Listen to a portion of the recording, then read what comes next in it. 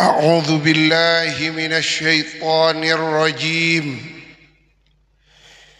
بسم الله الرحمن الرحيم. إن الله لا يظلم مثقال ذرة وإن تك حسنة يضاعفها ويؤت من لدنه أجرا عظيما. صدق الله العظيم وبلغ رسوله الكريم ونحن على ذلك من الشهيد.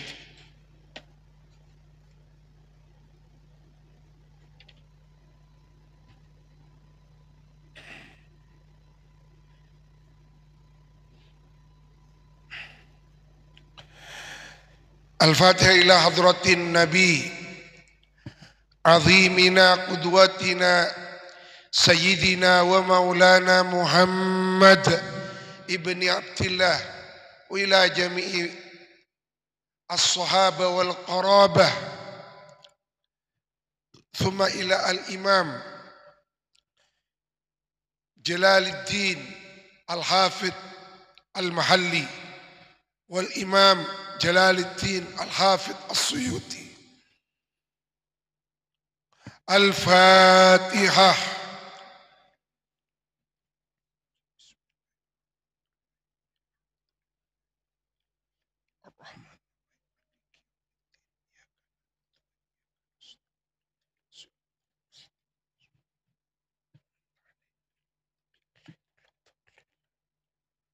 Biniyati su'alil futuh lifahmi ma'ani asrari anwari hadal kitab tafsir Jalalain.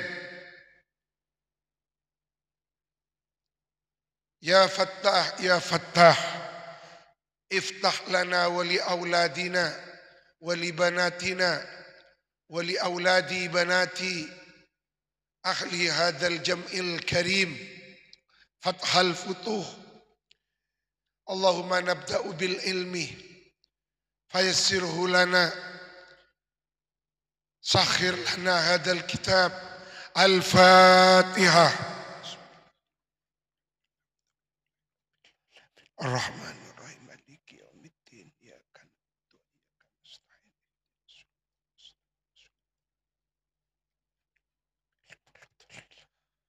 wa biniyati at-tabarruk bihadhihi ad-dirasah takhsila jami'il umur qada'i jami'il hawaij hawaijana hawaijakum kata hajat barokana ngaji tafsir Jalalain. Al-Fatihah.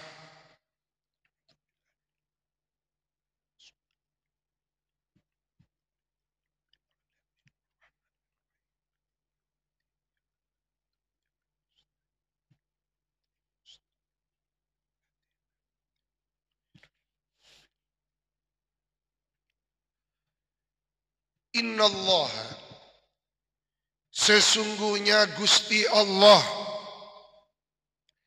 la yazlimu, ialah tidak akan pernah menzalimi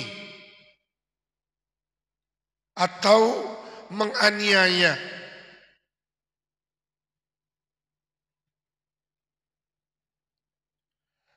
Kata menzalimi itu bahasa Arab yang sekarang sudah menjadi bahasa Indonesia. Banyak bahasa Indonesia itu dipengaruhi dengan bahasa Arab. Ini menunjukkan betapa bahasa Arab sudah mendarah daging dengan bangsa Indonesia. Karena 80% masyarakat Indonesia umat Islam. Sedangkan Al-Quran bahasanya bahasa Arab. Maka tidak bisa dipisah antara bahasa Arab yang notabene merupakan bahasa Al-Quran dengan bahasa Indonesia. Maka jangan sampai kita, keluarga kita, putra-putri kita buta bahasa Arab. Harus belajar bahasa Arab. Innallaha, sesungguhnya Allah, la yadhlimu. Kalau di Quran terjemah Keluaran Kemenak tahun 2019 itu diartikan sesungguhnya Allah la yadhlimu, ialah tidak akan menzalimi. Kalau di bahasa Indonesia. Buya Hamka di dalam tafsirnya Al-Azhar juga mengartikan sesungguhnya Allah tidak akan menzalimi. Profesor Dr. Quraish Shihab, pakar tafsir Al-Quran Indonesia, itu memaknai menganiaya.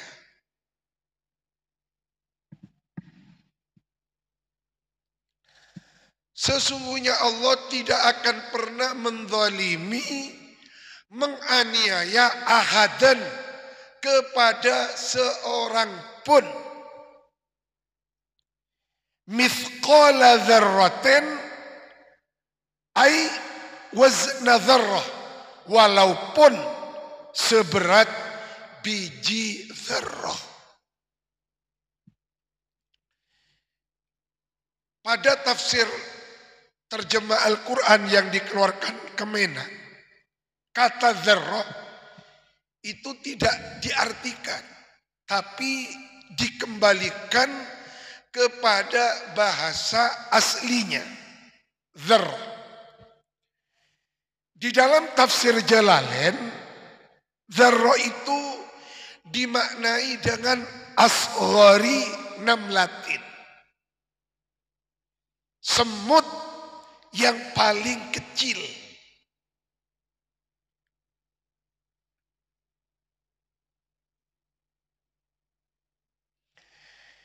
Di dalam tafsir Al-Baydawi, Anwarut Tanzil, menukil dawuhnya Abdullah bin Abbas,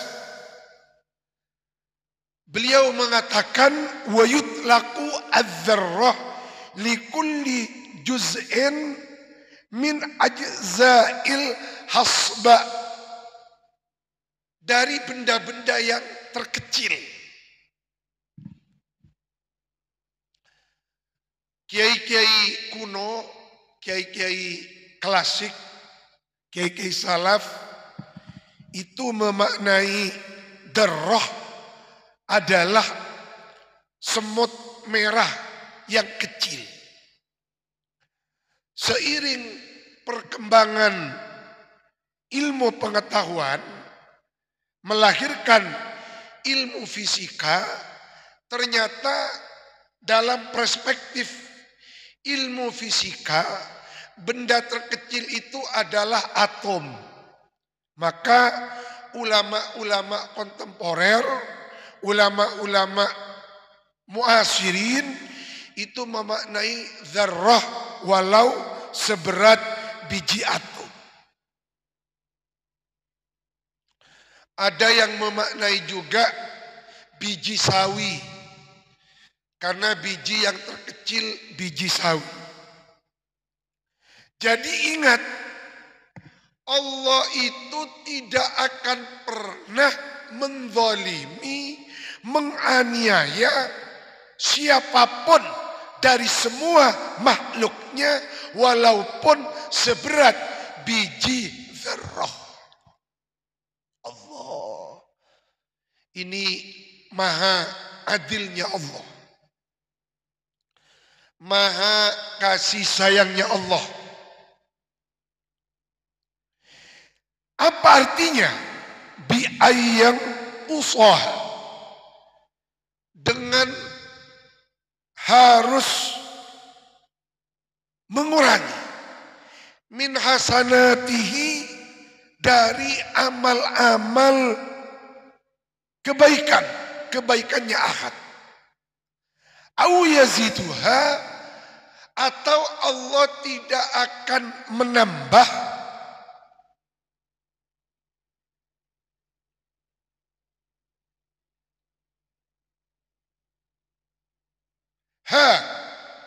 dengan seberat biji dzarrah fi sayyiatihi, pada keburukan atau catatan dosanya ahad. Jadi Allah itu tidak akan pernah mengurangi pahala nilai kebaikannya seseorang atau menambah dosanya seseorang walaupun hanya seberat biji dzarrah.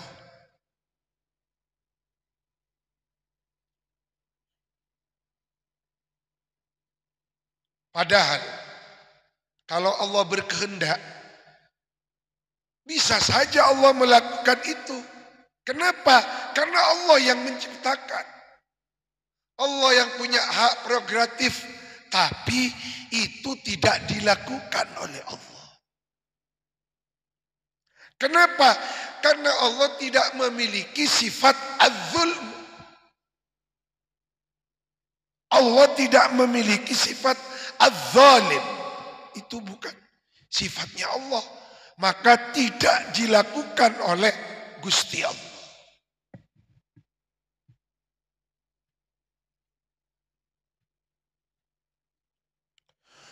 Wa intaku, dan jika ada az-zarratu, apa seberat semut merah atau seberat biji sawi atau seberat atom, hasanatan, ialah berbentuk amal kebagusan, amal kebajikan, min mu'minin, dari seorang mukmin, wa fi qiraatin, dan di dalam satu qiraah, birraf'i, dengan dibaca rafa, bukan wa intaku hasanatan, tapi wa intaku hasanatun. Fakana, maka kalau dibaca rafa, konsekuensinya kananya itu bukan kana yang nakis, tapi tamatan, kana yang tam. Jadi tidak membutuhkan khobar, karena kana yang tam. Kalau seberat biji dzarrah itu berupa amal kebajikan, maka jawabnya in syartiyah, yudhaif, pasti akan melipat gandakan. Nah, ini memakai fiil mudhari. Di antara faidahnya fiil mudhari menurut perspektif ilmu balaghah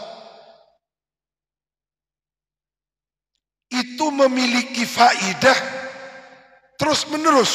Jadi yudhaifha, maka pasti akan terus menerus melipat gandakan siapa Allah kepada hasanah.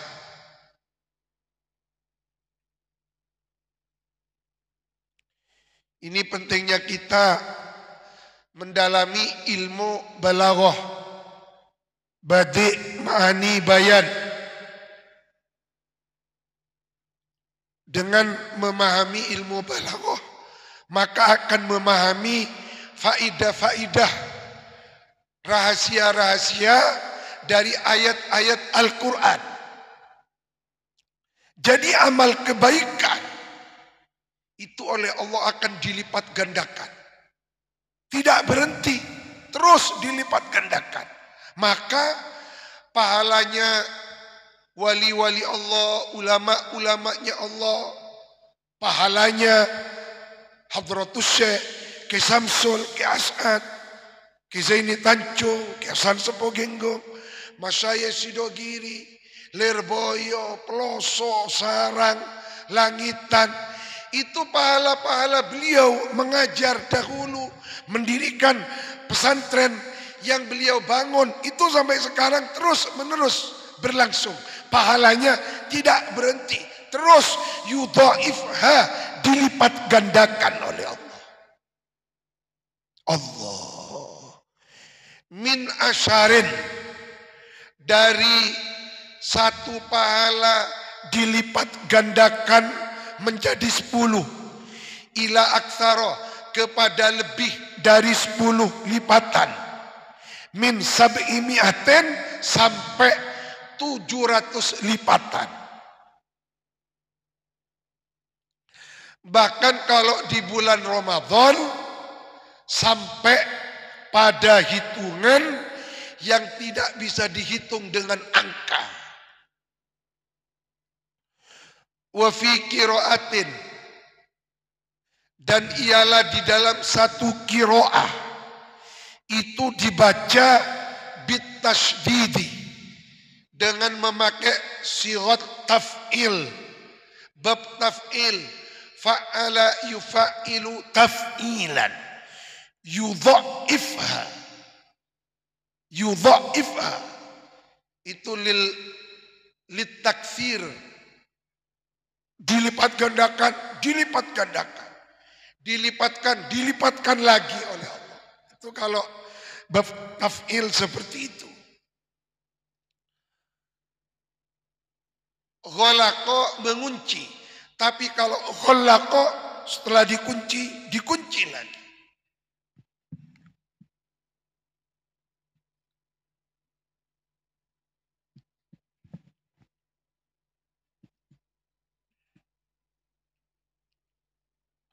Wa yu'ti, dan akan mendatangkan siapa Allah, min ladunhu, ay min indihi, dari sisinya Allah, ma'al mudha'afati, beserta terus menerus melipat gandakan ajron, mendatangkan ajron kepada pahala aziman yang agung. Artinya la yuqaddiruhu, tidak ada yang dapat memperkirakan atau menghitung kepada ajron aziman ahadun, siapa seorang pun. Masya Allah. Welas kasih sayangnya Allah. Jadi Allah itu kalau dosa itu dicatat 1. Tapi kalau kebaikan itu bukan dicatat 1, tidak. Kita sholat subuh pahalanya bukan 1. Bisa 10 sampai ke 700. Dilipat gandakan. Maka kalau sholat sendirian 1, tapi kalau berjamaah 27. Belum lagi jalannya, langkah-langkahnya ke masjid. Nah ini kemahaadilan Allah. Tapi kalau dosa dicatat 1. Artinya ki kurang beles de remah Gusti Allah. Nah, bahkan yudha'if, bahkan bukan hanya dilipat gandakan, tapi wa yu'ti min ladunhu ajron azimah. Yang dimaksud ajron azimah itu la yuqaddiruhu ahadun, hitungan yang tidak bisa dihitung oleh siapapun. Allah. Maka disinilah orang itu kalau sudah mengenal Allah, tenggelam di dalam ma'rifatullah, tenggelam di dalam mahabbatullah, merasakan kemahalembutannya Allah, kemaha kasih sayangnya Allah. Ampun, tidak ingin kenal dengan yang lain. Kenapa? Karena yang lain itu palsu. Janjinya palsu. Hanya Allah yang benar membuktikan janjinya. Dan Allah tidak pernah meluputi janjinya. Tidak pernah menyalahi janjinya.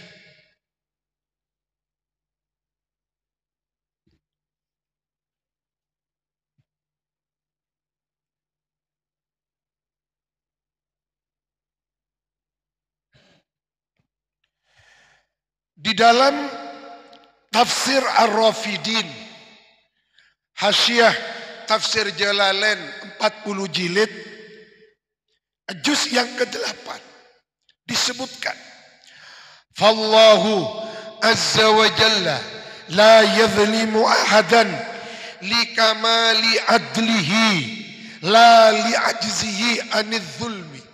Ingat, Allah itu tidak menzalimi, tidak pernah menganiaya seorang pun. Itu karena kesempurnaan, kemahaadilan Allah. Bukan karena Allah tidak mampu berbuat zalim, sangat mampu. Kalau Allah menghendaki, ibadah kita tak nilai, Allah menghendaki. Kalau Allah menghendaki, bisa saja Allah berbuat demikian, tapi itu tidak dilakukan. Kenapa? Karena Allah tidak punya sifat az-zalim. Allah punya sifat al-adil, ar-rahman, ar-rahim. Maka amal ibadah yang diterima oleh Allah itu lebih bernilai daripada dunia dan isinya ini. Imam Qatadah berkata, la antafdula hasanati fi sayyiati bimithqali dzarratin ahabbu ilayya minad dunya wa ma fiha. Itu kata Imam Qatadah. Niscaya timbangan amal kebaikanku mengungguli timbangan kejelekanku walaupun hanya seberat biji dzarrah. Itu demi Allah lebih aku cintai daripada dunia dan isinya. Maka disinilah kita tidak boleh meremehkan satu perbuatan kebaikan. Jangan pernah meremehkan satu perbuatan baik. Walaupun hanya memberi air 1 gelas, teka peraga asadekah setong roti. Walaupun hanya bersedekah 1 piring nasi. Karena kita tidak tahu, boleh jadi itu yang diterima oleh Allah. Sebagaimana ceritanya seorang wanita di zaman Bani Israel, wanita pelacur, ketika berjalan di tengah padang Sahara yang luas, melihat ada seekor anjing kehausan. Dia mau minum tidak bisa, karena airnya terlalu dalam, berada di dalam sumur. Lalu kemudian wanita baghiyah itu membuka sepatunya, lalu menurunkan sepatunya ke dasar sumur, lalu mengambil air. Airnya diberi kepada seekor anjing yang kehausan. Sebab itu dosanya diampuni oleh Allah. Maka Rasulullah bersabda dalam hadis, fala tahkironna ma'rufan. Janganlah kalian meremehkan perbuatan baik, kebaikan, walaupun sedikit. Jadi jangan pernah meremehkan berbuat baik. Maka napa seka andi asadeka, tetijo sampai si asadeka ada te andi obeng banyak engkau asadeka bila di PC 1 miliar tolos tak asadeka. Apa yang kita miliki, Andi saiket 5.000 kasadekah. Andi 100.000 10.000 kasadekah. Andi 1.050.000 kasadekah. Walaupun kata Rasulullah engkau hanya memberi minuman 1 gelas air. Siraoning aparing sadekah aing sagelas teti sebab masuk surga. Nah, jangan pernah meremehkan pahala kebaikan walaupun pahala itu hanya seberat biji zarrah. Siraoning seberat biji zarrah itu yang menjadi penyebab ridhonya Allah. Dan dari kebaikan yang bernilai hanya sebiji zarrah dilipat gandakan. Maka Imam Qatadah berkata, niscaya bobot timbangan kebaikanku lebih berat walaupun hanya seberat biji zarrah mengalahkan timbangan kejelekanku, itu lebih aku sukai daripada dunia dan seisinya.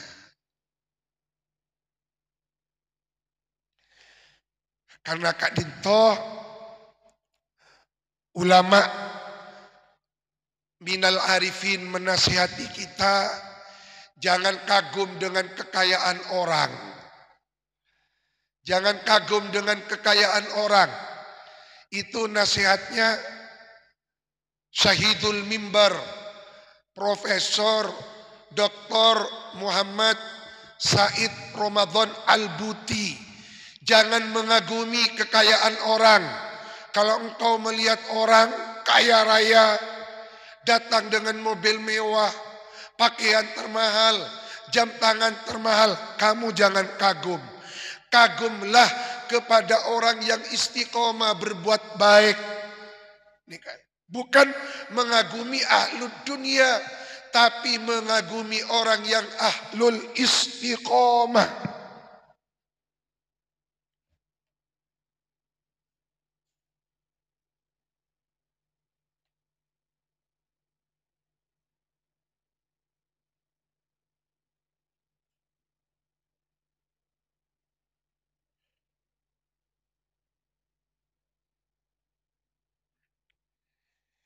Di tafsir Jalalain, ajron azima itu ditafsiri la yuqaddiruhu ahadun. Mufassir lain ada yang menafsirkan ajron azima itu adalah al-jannah. Itu penafsirannya Abdullah bin Mas'ud.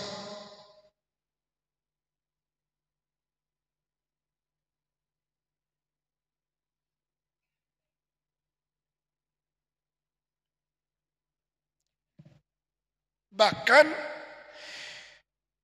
di dalam tafsir Ar-Rafidin disebutkan lipatan itu sampai innal hasanata la tudha'afu alfi hasanah, sampai 1.000.000 kali lipatan. Allah mangkana iki cek sampai abe nikah ambu berbuat baik. Jangan sampai berhenti berbuat baik. Jangan sampai ambu sedekah. Engkau apa sih sedekah? Cek rengtang besi perak 100.000. Nah, pakal luar 10.000.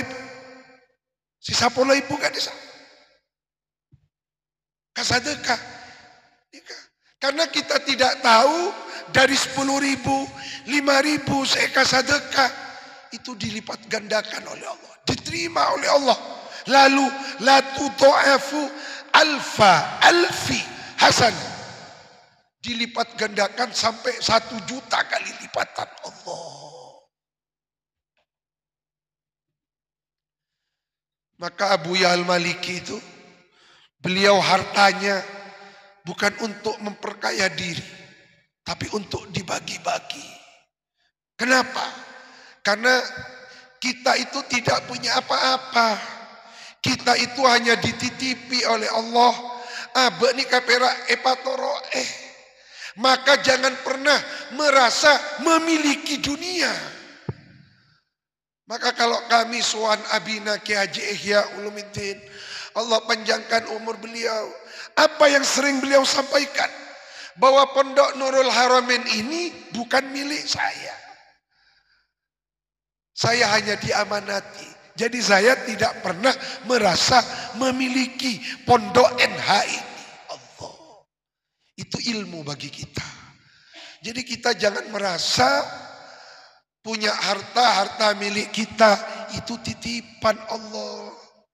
Allah titipkan kepada kita untuk anak kita yang ada di Sukorejo, untuk anak kita yang ada di Nurul Jadid, yang ada di Genggong, yang ada di Al-Amin, ada di Sidogiri, ada di Gontor, ada di Lirboyo, Peloso, ada di Sarang.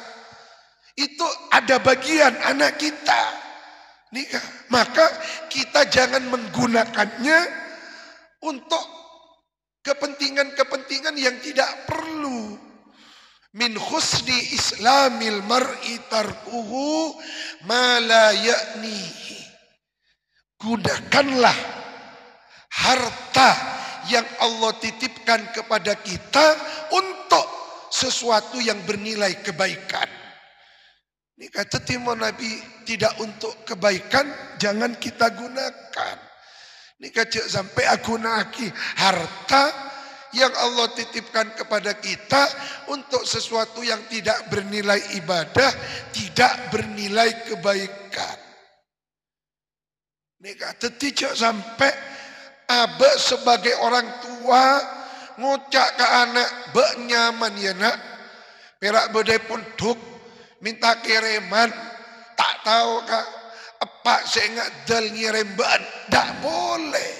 Karena boleh jadi rizki yang kita dapatkan itu sebenarnya bagian anak kita yang Allah titipkan kepada kita. Tidak ngucap nyaman ban ampun. Itu hak anak kita. Coba lebet abe. Nah, kan. Maka cek sampai kobeter, khawatir tak bisa kirim anak karena anak bedai pondok. Karena anak gak dihitungi bebarokah. Anak yang kita pondokkan ini kan berdera ceke Nabi Tibi apa. Anak yang kita sekolahkan itu ada rizkinya sendiri. Cuma kita tidak tahu dengan sirrullah, rahasianya Allah. Masya Allah, Kak Dinto, maha benar Allah dengan segala firman-Nya. Maka kita memang sengaja bukan target cunyak benyaan, kotu salemper, dulemper. Kita mengamalkan firman Allah, la'allakum tatadzakkarun. Mengamalkan firman Allah untuk menjadi ulul albab. Maka tidak menargetkan kotu du lemper, tolo lemper. Nikah walaupun satu ayat, tapi kita mendalami rahasia kandungan Allah pada ayat-ayat Al-Quran. Karena dalam setiap ayat Al-Quran itu ada selaksa samudra ilmu Allah yang tidak kita ketahui.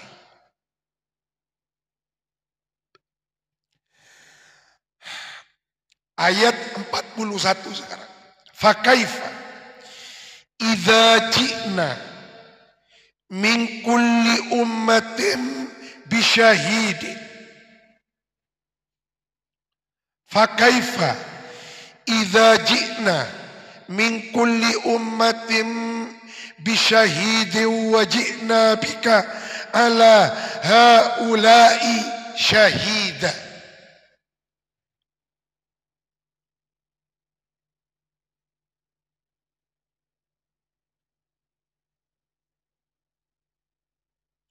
Fakaifa,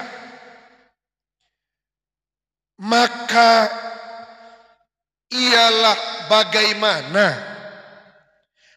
halul kuffari, adapun kondisi keadaannya orang-orang kafir, tidak bisa dibayangkan bagaimana keadaan mereka kelak orang-orang kafir di hari akhirat. Idza ji'na, tatkala ketika mendatangkan siapa kami Allah, min kulli ummatin, dari setiap umat, bisyahidin, Allah datangkan bisyahidin dengan seorang saksi. Yashhadu, yang memberikan kesaksian siapa syahid, alaiha, atas kulli ummatin, bi'amaliha, akan perbuatan-perbuatan yang dilakukan oleh kullu ummatin. Wa huwa, adapun yang dimaksud bisyahid, nabiyuha, ialah nabinya kullu ummatin. Jadi umat terdahulu, umatnya Nabi Musa, umatnya Nabi Isa, umatnya Nabi Ibrahim,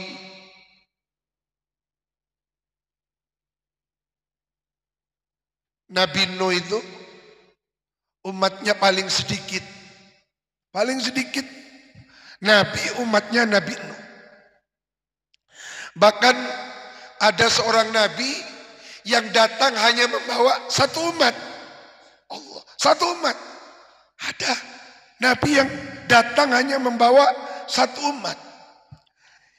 Itu umat-umat terdahulu itu tidak bisa mengingkari.